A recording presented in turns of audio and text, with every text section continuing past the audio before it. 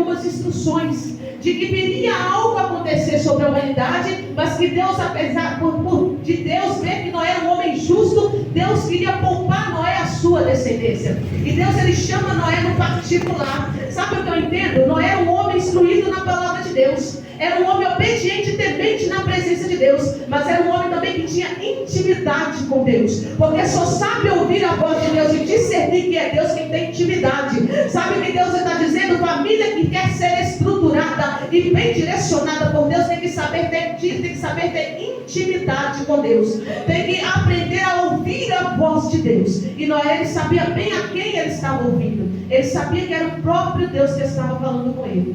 E Noé, quando ele começa a ouvir Deus dar as instruções de que ele viria sobre a terra com uma sentença, porque o povo estava incrédulo, o povo estava assim com uma geração perversa, diz a palavra. O povo já não queria mais obedecer, já não queria mais andar nos testemunhos, nos mandamentos de Deus, e ali Deus iria precisar tratar com a nação. Mas Deus é um Deus tão justo, que Deus, ele sabia que teria que tratar com a nação, mas que tinha uma família que em meio ao povo injusto havia justiça sobre a casa deles. E Deus, ele chama Noé e começa a passar as instruções de que ele precisaria que Noé se levantasse com propósito. Ele precisava que Noé construísse uma arca, e ele precisava que, além dele construir aquela arca, a arca tinha que ser conforme os mandamentos do Senhor, e ele precisava também colocar também a sua família dentro da arca. Ele precisava colocar os animais dentro da arca, para que gerasse descendência futuramente na humanidade. Noé e a sua família obedecem a palavra de Deus. Sabe o que Deus está nos dizendo aqui hoje? Que família que quer permanecer de pé, família que quer estar no altar de Deus, tem que ter obediência.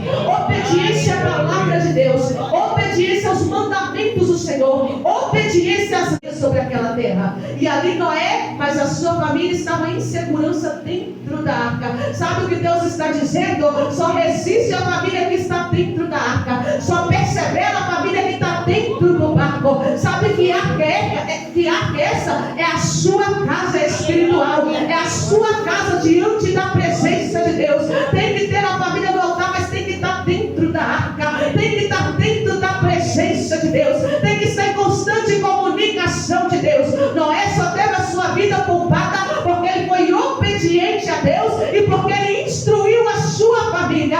Não tem como ter uma família bem estruturada, uma família no altar de Deus, se não estiver apregoando essa palavra dentro do nosso lar. Porque o primeiro ministério nosso tem que ser a família, para depois ser a igreja, para depois ser a congregação. Até por isso que a palavra fala que um obreiro, um pastor, ele direciona bem a sua casa, ele tem autoridade para direcionar uma igreja. Porque se dentro da tua casa vai mal, não tem como ele lidar com a igreja, que são outras famílias aliadas dele. Quando nós olhamos aqui, Noé, ele é poupado, a sua vida é poupada. Noé ali, ele recebe a bênção, a vitória para a sua casa, para a sua família, porque ele obedeceu. Hoje nós temos muitas famílias ao redor dessa terra, desde Gênesis a Apocalipse. O projeto de Deus para a humanidade foi família.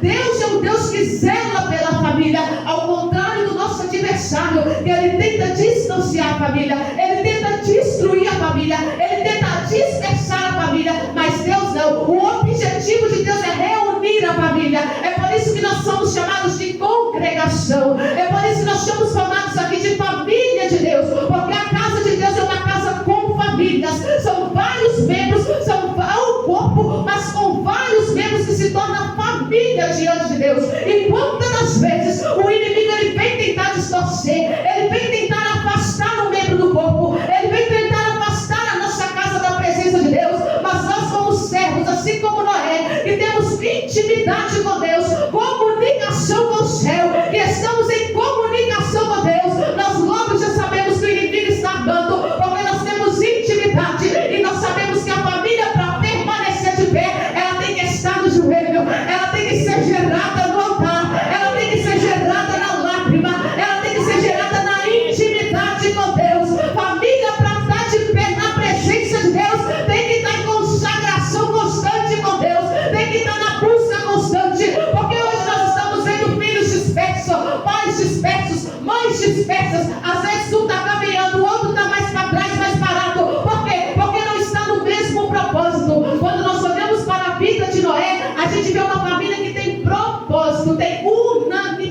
unidade. É uma família que Noé estava trabalhando, mas os seus filhos também estavam com ele. Noé estava trabalhando, mas a sua esposa também estava ajudando. Ou seja, não tem como construir uma família, construir um lar somente com um. Tem que ser na unidade, tem que ser no propósito. Às vezes nós podemos pensar que é porque o esposo ele vai dar conta. Às vezes nós possamos pensar que é porque o pastor ele vai dar conta. Não, a igreja precisa da ajuda de cada um de nós. A família precisa de cada um de nós no mesmo barco. Nós temos que remar na mesma direção. Família que quer vencer na presença de Deus, que quer ter uma estrutura espiritual e emocional, tem que andar lado a lado. Não pode ser um lá na frente, o outro lá atrás, não. Tem que ser todo mundo junto, na mesma carruagem. O pastor e a pastora chama, convoca para o jejum, vai toda a igreja no mesmo propósito. É como Noé. Noé foi, mas a família também foi. E é por isso que houve salvação daquela família. Quando nós olhamos a palavra de Deus,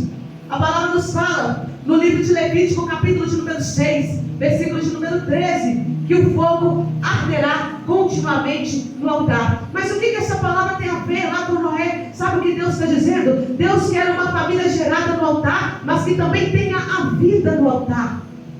Entende? Tem que estar no altar, mas a vida também tem que ser gerada no altar, mas a vida também tem que estar no altar. E que fogo é esse? O fogo tem que arder continuamente. Não tem como eu querer ter uma família gerada no altar se eu tenho o fogo da presença do Espírito apagado na minha vida. Uma família que quer ser gerada no altar tem que estar cheia do Espírito Santo. Tem que estar com fogo, a chama do Evangelho acesa.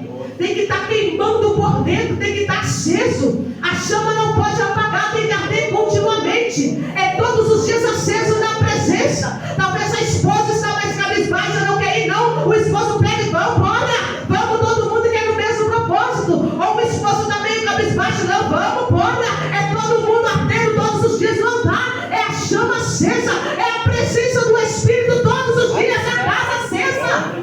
Porque a minha palavra terá continuamente sobre o altar. A palavra nos diz que o sacerdote tinha essa responsabilidade de não deixar a chama apagar, de não deixar o fogo esfriar. Então todos os dias eles tinham que ir ali no altar, retirar a cinza para fora do arraial, colocar lenha no altar novamente, para que esse fogo pudesse ser aceso novamente.